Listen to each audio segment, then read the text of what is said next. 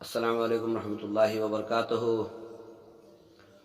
حضرت عیسیٰ علیہ السلام کا گزر ہو رہا تھا ایک جگہ سے، ان کے ساتھ ان کے ایک حواری تھے۔ حواری کہنے لگے اللہ کے نبی مجھے بہت بھوک لگی ہے، چلنا دشوار ہے۔ تو حضرت عیسیٰ علیہ السلام نے پوچھا کہ تمہارے پاس کیا ہے؟ تو انہوں نے 2 درہم نکال کر دیے کہ حضرت میرے پاس 2 درہم ہیں۔ تو حضرت کے پاس سے 1 درہم نکالا اور کہا جاؤ وہاں دور پر ایک آبادی ہے، وہاں سے کچھ روٹیاں لے کر آؤ۔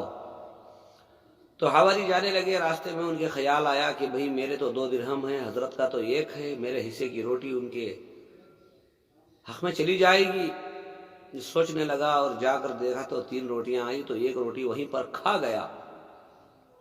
حضرت تو دیکھ نہیں رہے ہیں، 1 روٹی کھا گیا اور حضرت کی خدمت میں آ کر 2 روٹیاں دی۔ تو حضرت نے پوچھا کہ بتاؤ 3 درہم کی روٹیاں کتنے آئی تھی؟ تو اس نے کہا 2 ہی ہیں۔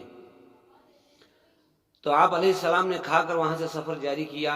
جاتے جاتے راستے میں سمندر پڑا اور سمندر کو پار کرنا تھا۔ حواری کہنے لگا کہ حضرت ہم کیسے سمندر پار کریں گے، یہاں نہ کوئی کشتی ہے نہ کوئی جہاز ہے۔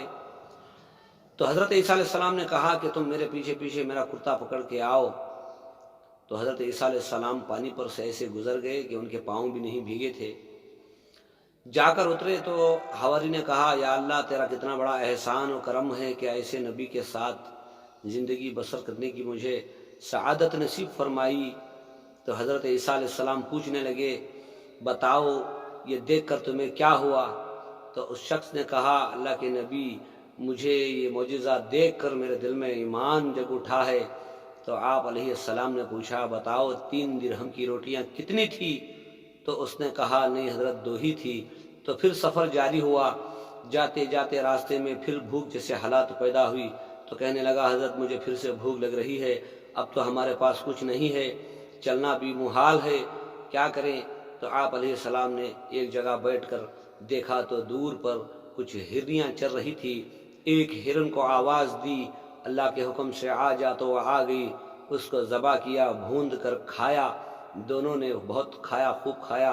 کھانے کے بعد ہڈیاں جمع کر کے کہنے لگے قم باذن اللہ، اللہ کے حکم سے اٹھ جا، تو وہ اٹھ کر کھڑی ہو گئی۔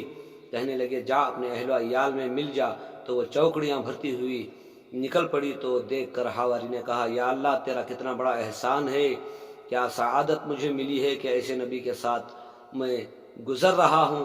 تو آپ علیہ السلام نے پوچھا یہ دیکھ کر تجھے کیا ہوا؟ کہنے لگا حضرت یہ دیکھنے کے بعد میرے دل میں ایمان جوش مار رہا ہے۔ تو حضرت نے پوچھا بتا 3 درہم کی روٹیاں کتنی تھی؟ تو کہنے لگا نہیں حضرت وہ 2 ہی تھی۔ تو آگے پھر گزرنے لگے، گزرتے گزرتے ایک جگہ جنگل سے گزر ہوا، دیکھا تو ایک جگہ پر سونے کی 3 اینٹیں پڑی ہوئی تھی۔ حضرت سیدھا وہیں پر لے کر گئے۔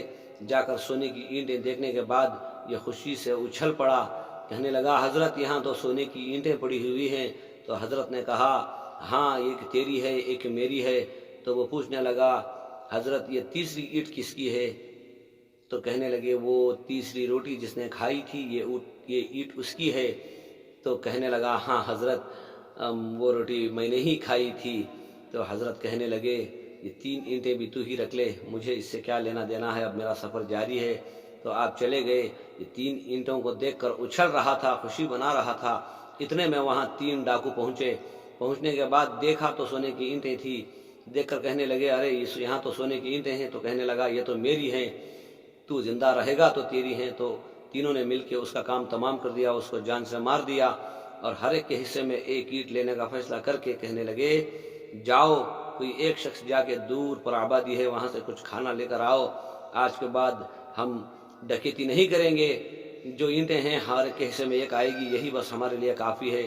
تو ایک شخص کو بھیجا کھانے کے لیے۔ تو وہ جاتے جاتے راستے میں کہنے لگا یہ ہمیشہ مجھے ہی چھوٹا سمجھ کر مجھ پر حکم چلاتے ہیں، آج ان کا کام میں تمام کروں گا، کھانے میں زہر ملا کر لا کر ان کی زندگی کو تمام کروں گا، یہ بھی مر جائیں گے اور 3 اینٹیں میرے حق میں آ جائیں گی۔ جب یہ نکل پڑا تو یہ 2 بیٹھ کر یہاں ترکیب کر رہے تھے کہ اسے جس طرح مارا ہے اسے بھی اسی طرح مار دیں گے کھانا لے کر آنے کے بعد۔ تو وہ دونوں بھی پلاننگ کرنے لگے۔ جب یہ گیا وہاں پر جا کر کھانا کھا کر کھانے میں زہر ملا کر لا کر دیا، دیتے ہی اس کو مار دیا اور دونوں نے بیٹھ کر کھانا کھایا، زہر کا کھانا تھا، 2 بھی ختم ہو گئے۔ 4 لاشیں وہاں پڑی ہوئی تھی. حضرت عیسیٰ علیہ السلام کا وہاں سے پھر گزر ہوا تو دیکھ کر کہنے لگے یا اللہ، یہ سونے کی اینٹیں کی طرف اشارہ کر کے بتایا یہ دنیا ہے، اور لاشوں کی طرف اشارہ کر کے بتایا کہ یہ اس کا چاہنے والا ہے. تو میرے بھائیوں، دنیا جہاں ہے وہیں رہے گی. ہزاروں لاکھوں کروڑوں انسان اسے چاہنے والے دنیا میں آئیں گے اور ایک کے پیچھے ایک سفر ہوتا رہے گا. تو میرے بھائیوں، اسی دنیا سے جی لگانے کا کیا مطلب ہے جو ختم ہو جانے والی ہے. میرے بھائیوں، رشوت کے پیسے سے ہم کتنی دن زندگی گزاریں گے؟ جھوٹی تہمتیں لگانے کے لیے ہم قیمت لے کر جھوٹی تہمت لگا کر ہم کتنے دن سکون سے گزاریں گے؟ ہمیں ایک دن مرنا ہے. اللہ تعالیٰ نے موت کا وقت مقرر کر دیا ہے. تو میرے بھائیوں، اس واقعے سے ہمیں یہ عبرت ملتی ہے کہ دنیا کتنی بھی مل جائے، انسان کو ایک دن چھوڑ کر جانا ہے. جھوٹ کا سہارا لے کر انسان دنیا کے آب و ہوس میں کبھی جھوٹی تہمت لگاتا ہے، کبھی رشوت لے کر سچائی پر پردہ ڈالنے کی کوشش کرتا ہے. تو یاد رکھو میرے بھائیوں، ایک دن ہمیں مرنا ہے، یہ دنیا ہمیں ایک دن چھوڑنا ہے.